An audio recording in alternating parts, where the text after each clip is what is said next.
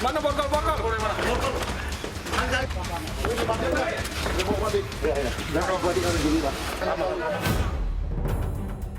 Ikutan apa kamu?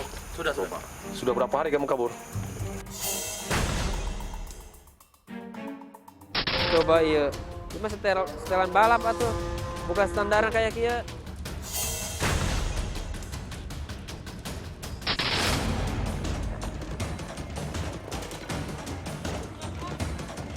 Pinggir dulu.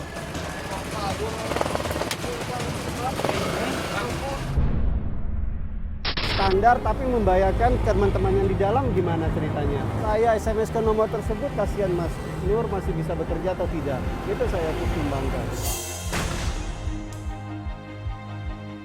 Titip aja. Titip apa? Ini apa? Uang. Coba lihat apa dia.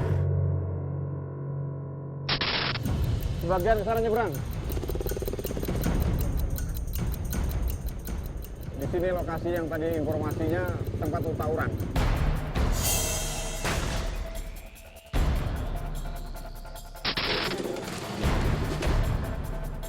Itu satu orang. Ini tersangkanya. Kepala dulu. Nah, itu berapa kali tuh kepala? Berkali-kali ya di sana. Dia udah tangkap orang tua saya, jenazah makan saya. Enggak. Pas membunuh tuh enggak ada pikiran lain-lain gitu loh. Itu langsung kayak langsung pengen bunuh gitu.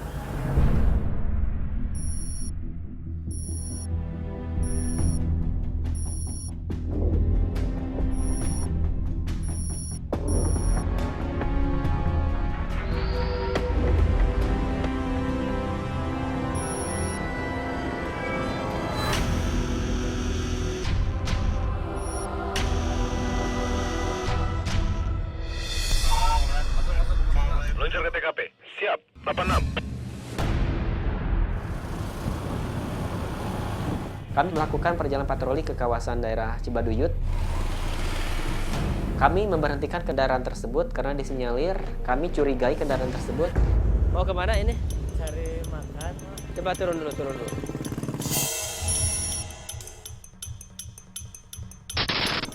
Mau sahur maksudnya? Ya. Di cilaka ya kumaha kemarin ke helm dia. Ada suara-suaranya nggak? Bahaya dari sana. Dan karena dekat, kami pun menyarankan kepada yang bersangkutan untuk segera mengambil surat-surat yang ada di rumah tersebut dan kami menunggu sampai yang bersangkutan datang menunjukkan surat-suratnya. Telepon suruh nganterin ini. Motor gandeng ya. Petugas kami yang ada di sana pun menemukan sebuah kendaraan yang pada saat diberhentikan kendaraan tersebut menggunakan knalpot yang sangat bising. Golongan terowongan apa ini? Mana SIM-nya mana? Hah? Kenapa belum punya? Masih sekolah, kalau sabaraha sekolah. Aduh, mana teh? Teu karunya kakolot ieu. Coba ieu. Cuma setelan balap atuh. Bukan standaran kayak kieu. Aya teu nu aslina ieu. STN kana di saha? STN kana. Nanti diambil di Polrestabes. Ieu motornya mau dibawa dulu, diamankan dulu wayahna. Sehingga mereka pun dapat mengambil kendaraan tersebut apabila sudah memenuhi daripada kelengkapan surat-suratnya maupun kelengkapan daripada kendaraan itu sendiri. Tanggung jawab malah ieu babaturna cilaka. Diubaran, bisa ngubaran. Paling ke rumah sakit. Oh berarti nggak direncanakan lamun cilaka ke rumah sakit gitu. Kurang lebih sekitar 100 meter dari tempat tersebut, petugas kami pun sudah mengamankan satu buah kendaraan. Ya mah udah Pak, bolong ya mah. Ini tadi di stop dengan petugas dari tim Prabu, tapi sementara yang bersangkutan melarikan diri karena mungkin ketakutan atau enggak yang bersangkutan karena sudah mempunyai kesalahan bahwa kendaraannya sudah tidak layak dipakai, bahkan untuk surat-suratnya kemungkinan ini sudah tidak ada. Karena tadi juga pada saat ditemukan yang bersangkutan melarikan diri ke arah gang yang ada di depan. Sementara tadi petugas di sini masih menunggu. Sampai sekarang sudah sekitar 15 menit yang bersangkutan tidak ada. Untuk kawasan Cibaduyut itu sendiri, ini adalah sebuah perbatasan yang memungkinkan dari Kabupaten Bandung masuk ke Kota Bandung, dan di sanalah sering terjadinya pencurian maupun dengan kejahatan lainnya.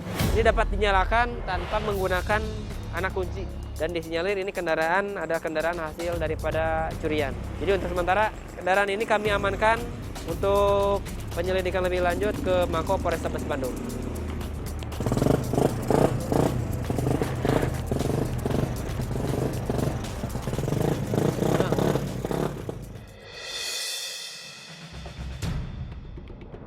Kami akhirnya melanjutkan perjalanan ke kawasan BKR. Tah. Bentar dulu. Ke pinggir. Di mana ya teh? Popoy kayak kia. Pinggir dulu. Stasiun Cilaka didinya, Jang. Mau ke mana? Ke pasar. Lampunya mati. Sieun teh lampuna mati kayak gitu. Nah tuh. Kendaraan tersebut tidak dilengkapi dengan lampu dan melaju sangat kencang. Mau ke bengkel ya saya kan masih udah malam dong. Dari mana ini? Dari saya dari rumah. Rumahnya di mana? Gang Mama aja. Yang mau aja. Ya. Mau kemana? Mau ke pasar mau barang. Saking Barang apa? ngebenerin ini. Alasan dia mah ngebenerin mati berang. Ada Surat-suratnya bengkel ada ya. nggak? Buka surat-suratnya ada. Di mana? Saya di bapak saya. Bapaknya di mana? Lagi nyari buah Papanya. ke Pemalang. Pada saat kami melakukan pemeriksaan terhadap orang tersebut, tiba-tiba kami dikejutkan oleh salah satu pengendara. Tah.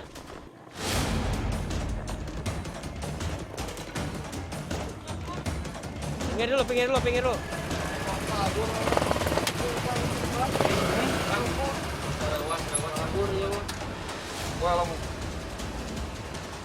Yang bersangkutan akan melarikan diri ketika kami akan memberhentikan. Kenapa kamu mau lari?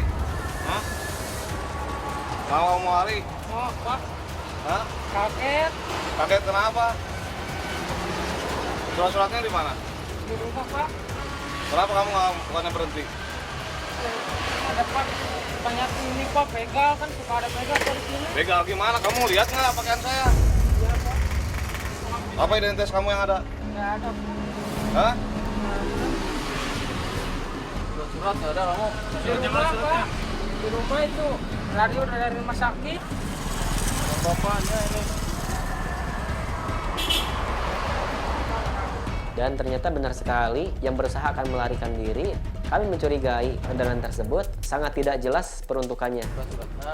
Kamu kalau nggak orang jahat mah nggak akan kabur gitu kan? Kamu bawa surat-suratnya besok, kelengkapannya semua ini, surat-surat motor semua bawa ke Polrestabes besok ya. Ini sampai bolong gini gimana sekarang? Speedometernya pada kemana? Kan pada motor ya udah nanti temannya bilang, ada apa-apain besok bawa aja kelengkapannya semua, STNK BPKB bawa ya. Tahu temennya. Apa plat nomor bawa? Kita mau meriksa gimana nih nggak ada plat nomornya? Iya. Udah. Sementara kami sudah mengamankan beberapa kendaraan, termasuk kendaraan yang sama sekali tidak ada surat-suratnya. Besok dapat dilengkapi lagi kendaraan tersebut.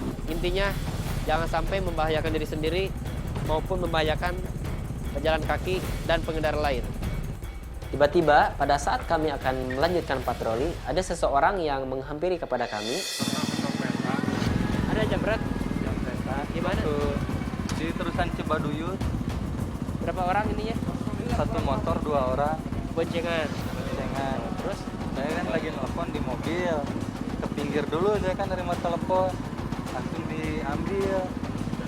Menurut keterangan yang bersangkutan, pelakunya itu selalu menggunakan dengan bentuk dan jenis kendaraan yang seperti apa yang kami sudah amankan. Plat nomornya ditambal. Waktu saya dijamret juga plat nomornya dilipat. Udah Bapak, nanti kita telusuri sampai ke sana ya.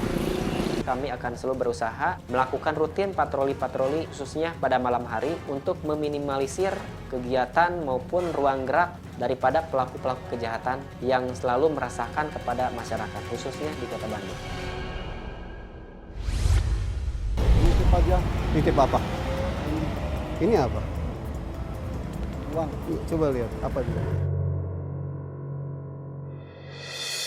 Meluncur ke TKP. Siap. 86. Meluncur ke TKP. Siap. 86.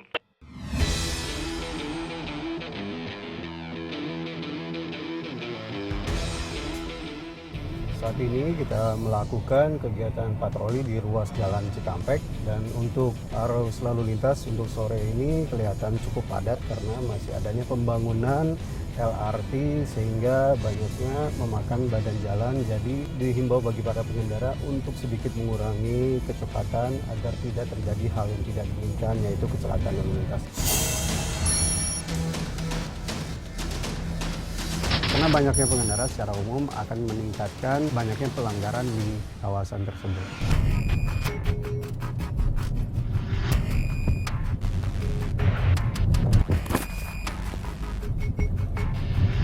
Nopol nggak ada tuh.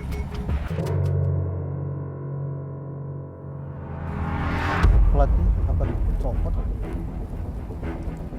Saya melihat dari kejauhan salah satu kendaraan yang cukup mencolok. Sore Mas, dari mana mau kemana Mas? Mau ke Purwakarta Pak. Purwakarta. Ada yang salah nggak kendaraannya? Plat nomornya Pak, jatuh. Kapan jatuhnya? Apa sih? Ada di dalam box bagasi sih Pak. Coba saya cek dulu. Sama siapa Mas? Sorry Ibu, maaf ganggu ya perjalanannya. STNK-nya coba saya cek. Ini copotnya kapan? Pas tadi pas mau jalan Pak, jadi belum sempat beli bingkainya lagi. Ini saya lihat dari jauh sih, kok nggak ada nopolnya gitu. Iya. Kedudukannya Pak nggak ada Pak, hilang Pak. Kedudukannya kapan copotnya Mas? Memang sengaja nggak dipasangin atau gimana? Di depan juga sama ada lampuan. Di jalan tol ketertiban lalu lintas memang paling diutamakan. Dalam hal ini si pengendara ini cukup berani. Di double tip juga yang di depan. Ini mau copot juga. Jadi belum sempat Pak. Seharusnya tadi sebelum bepergian kan bisa cek dulu. Iya Pak, cuma tadi buru-buru Pak. Maksudnya dia ada acara keluarga juga mau apa tuh mau pembinaan. Kan. Ke arah Purwakarta. Pasti udah copotnya lama kan? Iya. Bukan.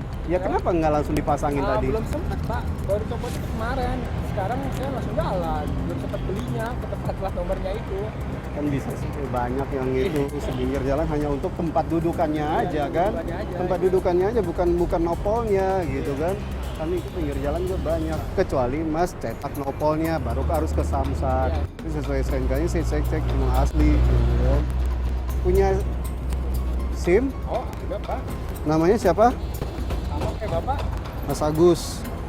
Kelengkapan surat-surat si pengendara ini memang sudah lengkap, namun dalam hal ini si pengendara ini harus lebih peduli lagi untuk mengecek kelengkapan dari kendaraan tersebut seperti nomor polisi kendaraan. Seharusnya tadi sebelum ke Purwakarta ceklah dulu kan copotnya dari kemarin, bukannya tadi pas di jalan. Mohon jangan di ini ya Mas ya, jangan diabaikan. Kita bilang ini mobil bodong kan juga kan. Si pengendara ini memang membawa nomor polisi tersebut sehingga kami meminta agar memasang nomor kendaraannya itu. Dan kami pun melanjutkan kegiatan patroli di Cikampek, sekitaran Cikarang.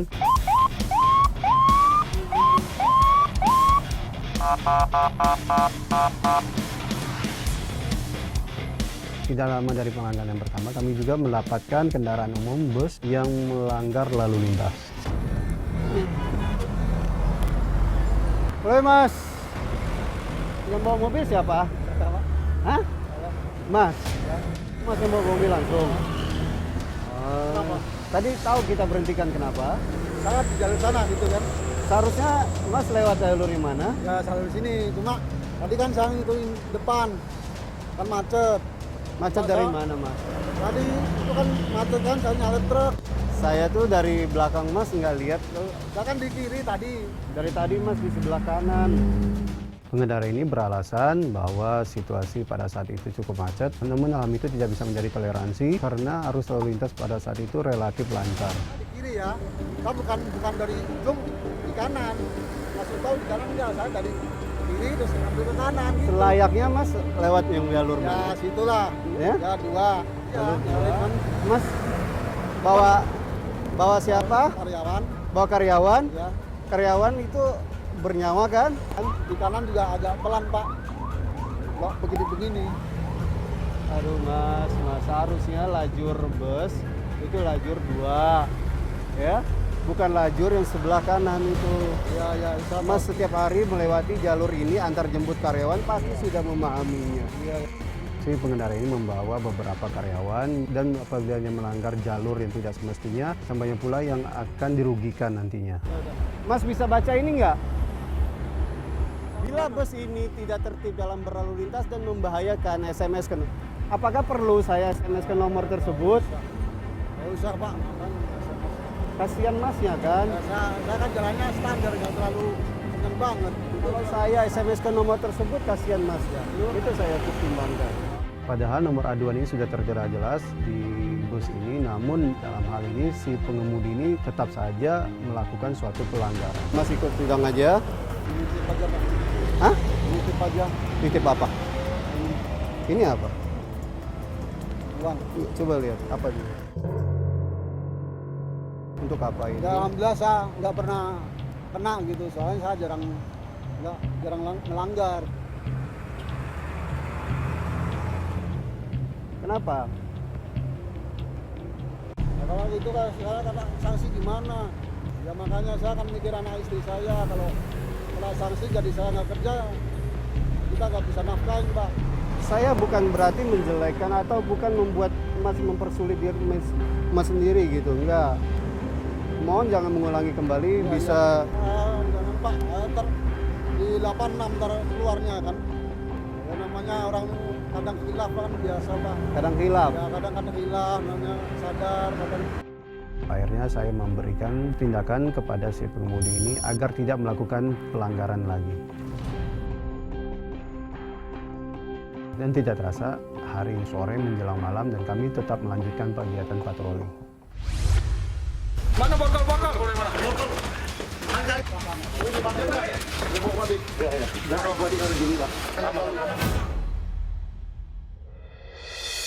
Meluncur ke TKP. Siap, 86. Meluncur ke TKP. Siap, 86.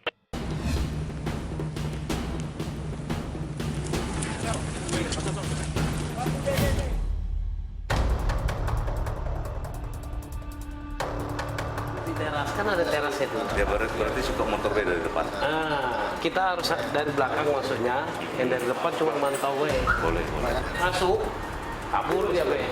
Dari hasil lidik anggota di lapangan, ternyata ada salah satu napi yang sedang bersembunyi di sebuah kos-kosan di daerah Telanepura. Baik, rencana kita malam ini adalah melakukan penangkapan terkait dengan napi lapas yang kabur.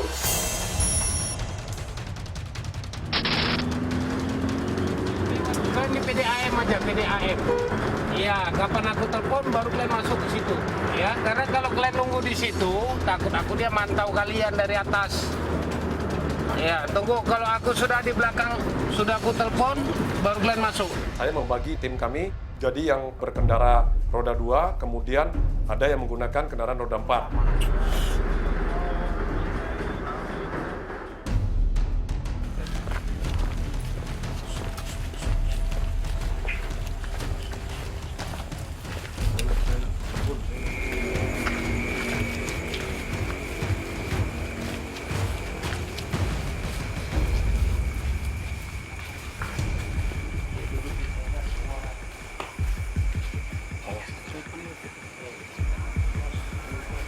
Dalam setiap pergerakan selalu waspada dan berhati-hati karena jika tidak waspada maka kemungkinan besar pelaku bisa melihat kami dan pelaku akan melarikan diri.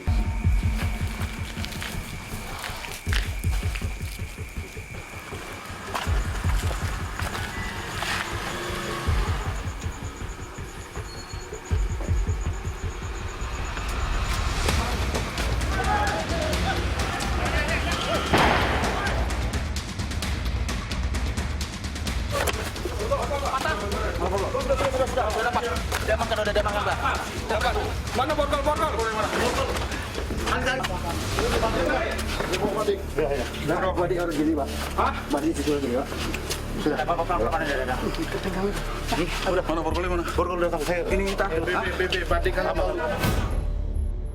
Ketika anggota saya melakukan penangkapan, ternyata napi tersebut memegang sajam, namun berhasil dilumpuhkan oleh anggota saya. Satu. HP, geledah, semua. Sambil berdiri. Ya, tegak. Tegak. Santai ya. Tentang itu. Slow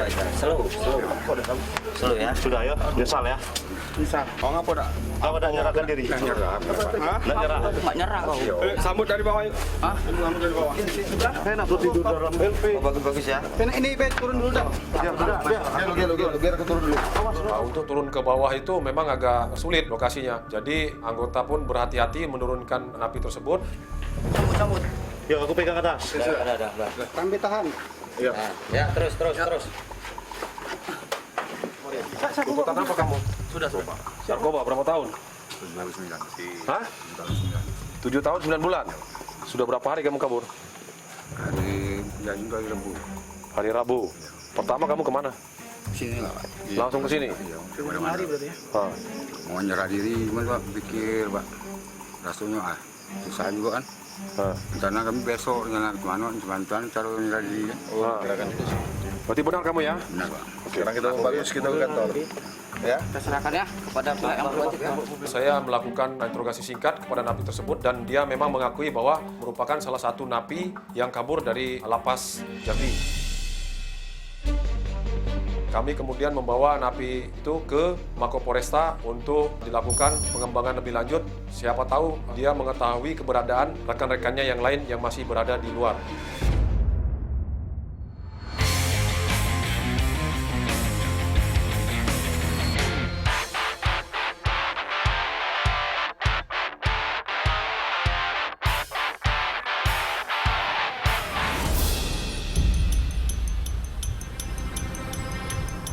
Pada siang hari ini kami melaksanakan patroli di kawasan Senen.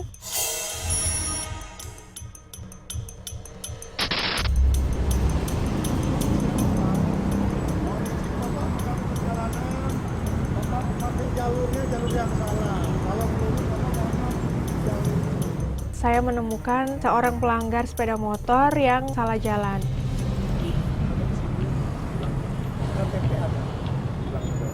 Hilang juga. Lapor kehilangan ada? Di tes. Baru mati ya? 1 bulan yang lalu kok.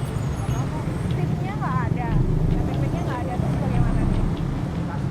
Seharusnya bapak tersebut memilih jalur sebelah kanan ke arah Cempaka Putih. Saya tanya kenapa saya aja?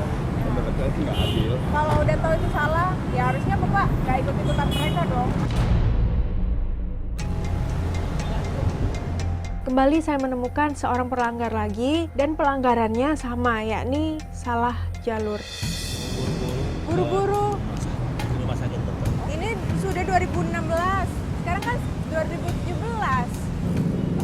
Lupa. Udah tahu kesalahannya apa, Bapak? Iya. Apa kesalahannya? Lewat jalur kiri. Siapa yang sakit? Pasien. Oh, Bapak dokter. Nah, nanti kalau misalnya terjadi apa-apa sama Bapak, siapa yang rawat pasiennya nih? Ya kan? Nah, kan? Apabila terjadi hal-hal yang tidak diinginkan di jalan raya, ya otomatis Bapak tersebut tidak dapat menolong pasiennya dengan cepat dan tepat.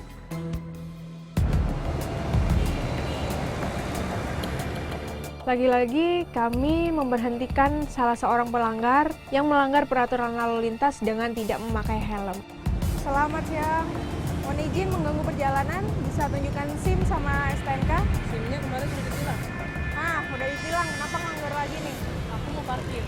Loh, tapi nggak pakai helm? Iya, soalnya aku dari stasiun tadi. Oh, nggak ada alasan. Mau dari stasiun, mau dari sana? Oh iya. Aku pikir karena dekat. Mbak, jauh atau dekat itu selalu harus pakai helm. Ini juga nggak ada. Baru pecah tadi. Udah pernah ditilang, melanggar lagi, nggak kapok. Ini helmnya ada nih. Panas, tapi harus pakai helm. Dekat atau jauh, kelengkapan surat-surat berkendara, atribut wajib dipakai saat kita berada di jalan raya. Kalau emang udah bilang kenapa? Ya emang harus begitu. Kepala dulu. Nah, itu berapa kali tuh kepala? Berkali-kali ya di sana. Dia udah tangkap orang tua saya, ngasih makan saya. Enggak. Pas membunuh kan enggak ada pikiran lain-lain gitu loh. Itu langsung kayak pengen bunuh gitu. Meluncur ke TKP. Siap. 86. Meluncur ke TKP. Siap, 86.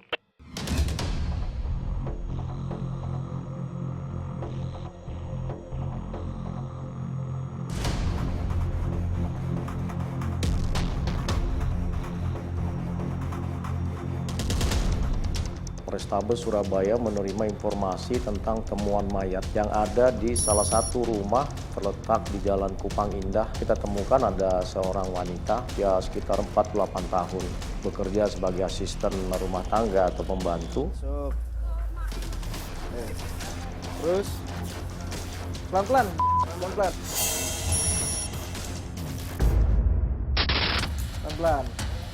Langsung masuk. Nah, posisinya korban ada di mana? Di sana. Terus. Ngobrol. Habis ngobrolnya gimana tuh? Di sini. Terus.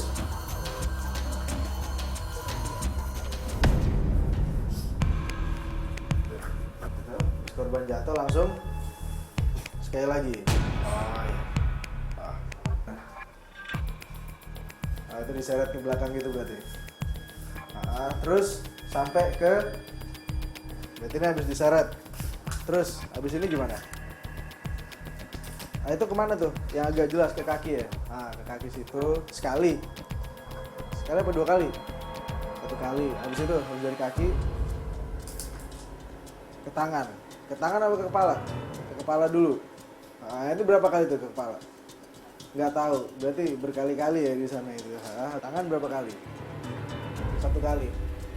Habis itu korban dibiarin sini apa diseret lagi ke belakang? Diseret lagi ke belakang sini ya. Dari hasil olah TKP kita temukan ceceran darah dan semacam seretan badan yang ditarik ke belakang sehingga TKP awal pembacokan atau penggunaan senjata tajam berlanjut sampai dengan ke belakang. Di sini.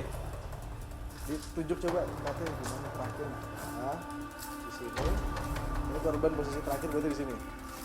Habis korban di sini, terus itu kemana? Ke dapur lagi. Ke dapur itu ngapain? Cuci, oke. Yang signifikan adalah ketika kita melakukan otopsi, di sekujur tubuhnya terdapat 46 tusukan, 40 diantaranya bahkan dilakukan di kepala, dan 26 dari tusukan ke kepala itu tembus melewati tengkorak. Artinya ada effort besar, tenaga yang cukup kuat dilakukan oleh seorang pelaku. Udah berapa umur? Sebenarnya juga Mbak nggak ada masalah juga sama korban gitu kan. Katanya juga sama korbannya baik, korban ke juga baik. Itu yang memotivasi Mbak sampai melakukan hal seperti ini tuh gimana sih awalnya?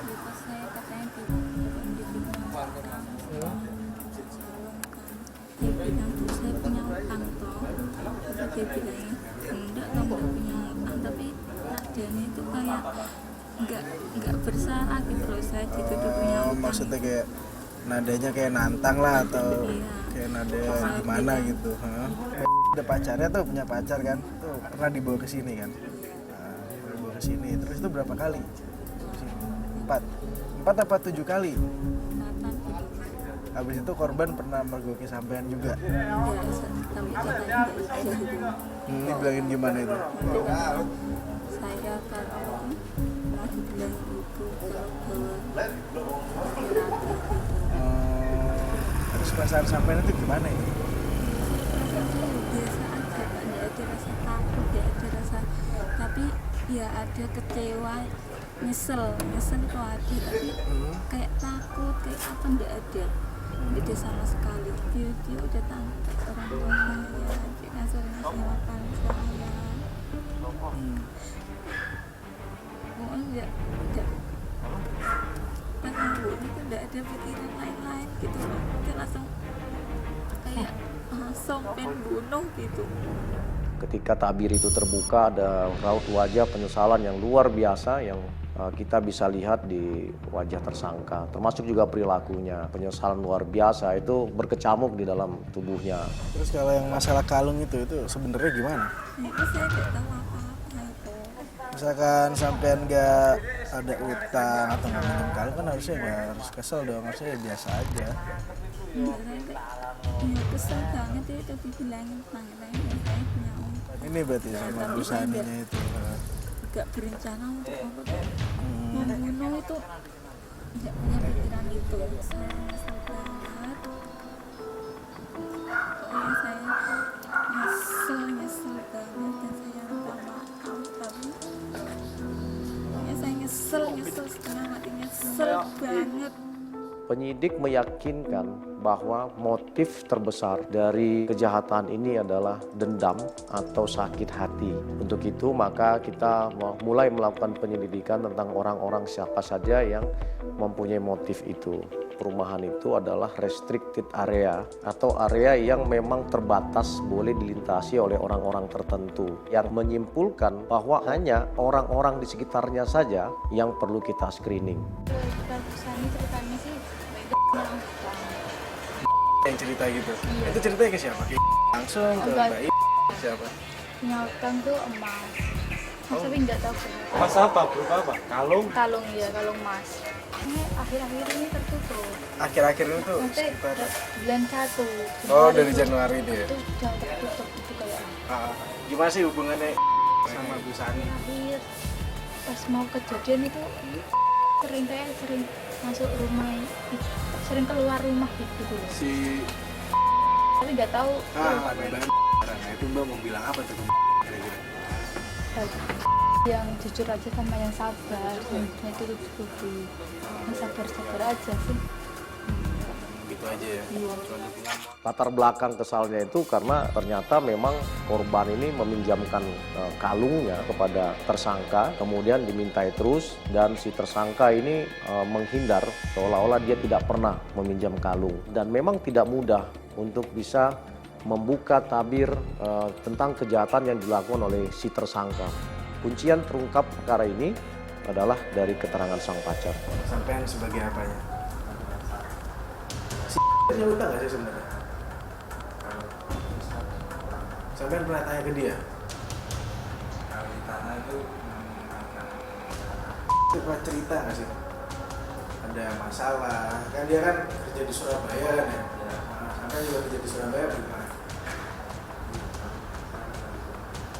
Terus itu kerja di Surabaya itu dia pernah nggak sih ada masalah apa gitu?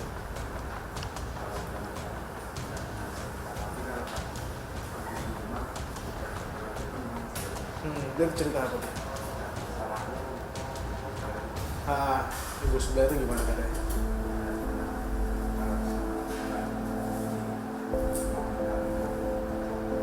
Jadi si ibu itu tuh cerita ke pembantu-pembantu sekitar rumah situ kalau dia ini punya utang sama saya, gitu ya bahasanya. Udah ngomong itu pembantu-pembantu situ. Terus piye perasaan kan ada radio ya kan? Kalau kasus kayak gini iki yo apa?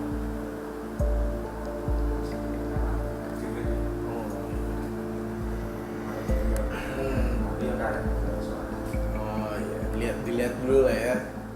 Di situ disampaikan oleh yang bersangkutan tentang komunikasi antara mereka berdua bahwa SI ini sudah menyampaikan niatnya ingin menghabisi nyawa korban. Kita memberikan penilaian kepada sang tersangka bahwa kondisi emosinya memang tidak stabil, dan dari sisi penyembuhannya kami memang berorientasi supaya ada recovery psikologi. Sesungguhnya tersangka itu sangat sayang dengan sang pacar. Ya, tapi semuanya itu menjadi sia-sia akhirnya karena ternyata tersangka tega melakukan pembunuhan itu. Melihat produk dari pembunuhan yang dilakukan oleh tersangka, memang penyidik melapis persangkaannya dengan pasal 340 KUHP, yaitu pembunuhan secara berencana. Ini memang sesuatu yang sifatnya mungkin akan sangat memberatkan bagi tersangka karena dapat saja yang bersangkutan divonis 15 tahun penjara begitu. Kita juga memberikan hak dia untuk pendampingan penasihat hukum. Kita juga menghubungin keluarganya untuk bisa membantu recovery psikologinya sehingga subjek hukum ini benar-benar siap dalam pertanggungjawaban di depan hukum.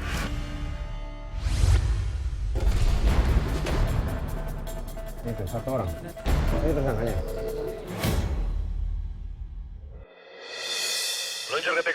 siap 86. Meluncur ke TKP, siap 86.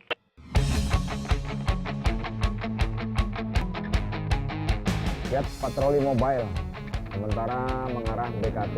Sebelum kami melaksanakan patroli kita, kebetulan ada perintah dari pimpinan langsung Pak Kapolres bahwa apresiasi mereka kepada kami masyarakat menyumbangkan atau mempersilahkan kantor yang biasa digunakan untuk Siskomasnya bisa dibuatkan base camp kami.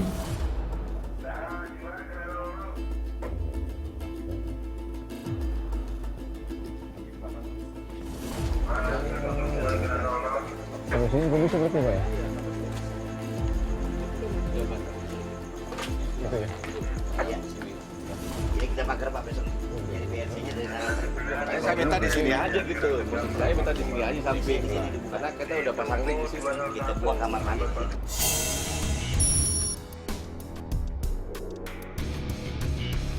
Kami komunikasi dengan Polres setempat, apresiasi tersebut kita terima dan menyampaikan kepada kami bahwa itu adalah posko statistik.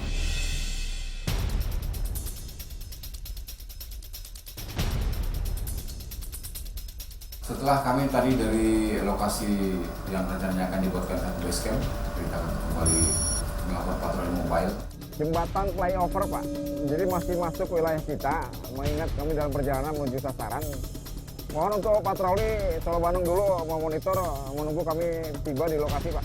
Ada informasi di masyarakat bahwa di Budi Asih, khususnya di Jambul itu, ada tawuran warga. Kanan bisa. Belah. Sebagian ke sana nyebrang.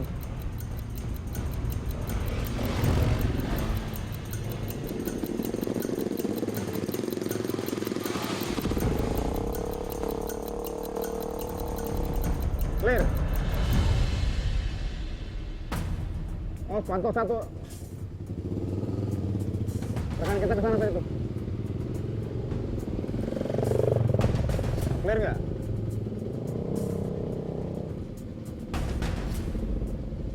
Di sini lokasi yang tadi informasinya tempat tawuran antara anak BS dengan seberang Jakarta Selatan ini.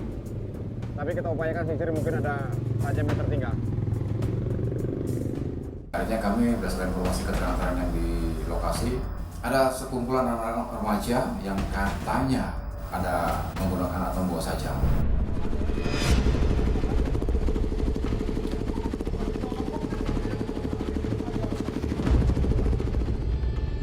Clear ya? Clear? Kosong? Tunggu bentar teman. Kami sisir sampai ke perbatasan, ternyata clear, tidak ada temukan apapun.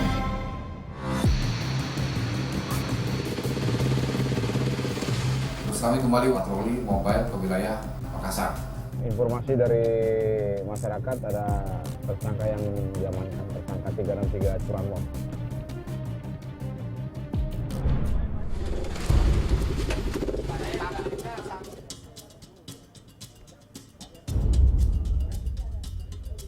Yang mana ya? Itu satu orang. Udah satu orang. Ini R2. Ini tersangkanya. Korbannya siapa? Saya. Korbannya. Gimana coba kronologis ceritanya? Duduk dulu. Udah, mau dulu. Ternyata benar di situ satu orang tersangka atau telah tertangkap tangan pelaku curanmor roda 2. Rabu pagi, saya mau jalan kerja tuh. Hari Rabu pagi. Rabu pagi saya tetangga memang ada ngeliat, memang ada yang dorong pes, cuma saya nggak tahu tuh pes. Dia kan bisa saya, karena ada mogok udah tadi. Saya lagi nongkrong di depan. Pertama yang bawa bukan dia, anak kecil ya temennya nih. Sampai Abi, saya ngelewat. Sampai 3 kali balik, saya turun ke rumah, hati saya nggak enak. Ini motor kayaknya kenal nih, warna udah berubah. Saya cek jalan spakbor bener propos, dek propos cuman warna, tapi yang belum dicat bagian jok masih warna asli tuh biru, ya kan? Nomor mesin sama, surat masih ada semua. Udah saya tanya, lu anak mana? Yang kecil. Anak lu bang, ini motor siapa?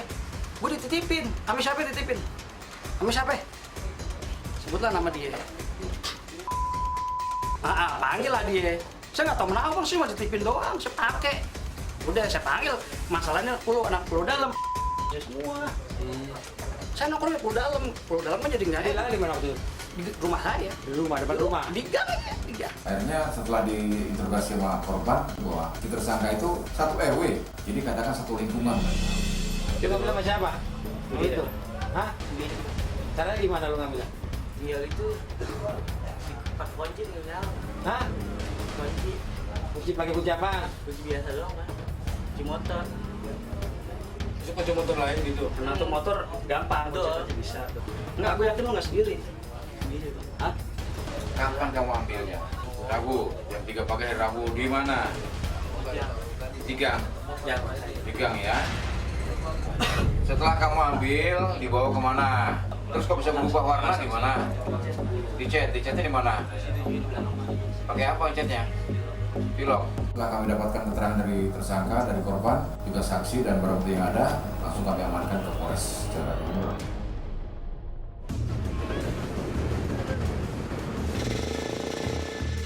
Setelah kami interogasi lagi di kantor, bahwa bagaimana melakukan. Namamu siapa? Hah? Saya tanya nih, kamu sebelum ngambil motor ini sudah berapa kali mengawasi atau mungkin mengintai? Sebelumnya kamu mentik, kamu coba dulu. Pakai apa nyobanya? Kunci lemari. Kamu ngambil barang orang lain itu untuk apa? Untuk kamu miliki. Kan tahu ini motor bodong berarti kalau kamu ngambilnya nggak izin semua orang. Nggak ada surat-suratnya kalau kamu pakai gitu. Sering berarti? Hah? Benar? Saya sebagai penyidik melihat dengan ucapan dia atau alibi dia seperti itu, tetap saya katakan dia sebagai pemain.